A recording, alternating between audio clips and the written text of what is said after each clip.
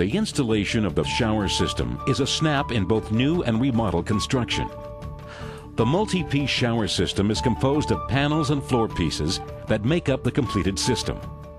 The finished shower is easy to install and results in a beautiful shower enclosure. When the unit you have selected arrives, inspect it thoroughly. This includes the packaging and all of the component parts. It's best to spread out the contents and look at each piece carefully. The system leaves the factory in perfect condition, and that's the way you should receive it. Check the package before the driver leaves. If there is damage, file a claim with the carrier. Be sure to check all of the smaller parts contained in separate boxes.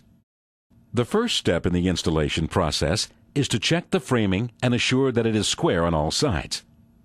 It also must be checked for level. Make the necessary adjustments before you proceed. The supply outlet is installed next along with the mixing valve.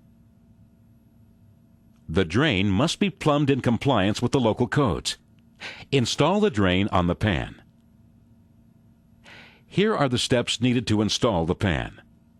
Mark the height of the shower and height of the pan as seen here. Hang a plumb bob from the framing. If the walls are not plumb, you may need to shim. Carefully angle the shower pan into place. Check that the pan is level in both directions. Following steps involve adhesive and bracing.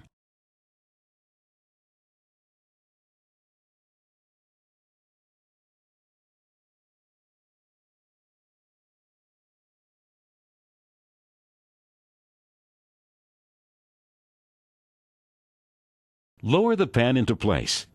Check that the pan is still level. Secure the pan with screws in the following manner as shown here.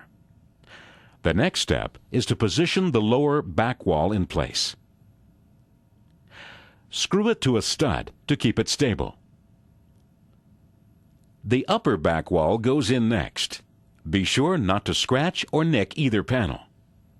Secure it to the wall with one screw to keep it stable, but do not completely tighten this screw until later. Brace the pan with boards so that pressure against the pan is uniform. Be sure to protect the floor from being scratched by the bracing. This will make for a perfectly bonded pan. Install the collar and the compression nut.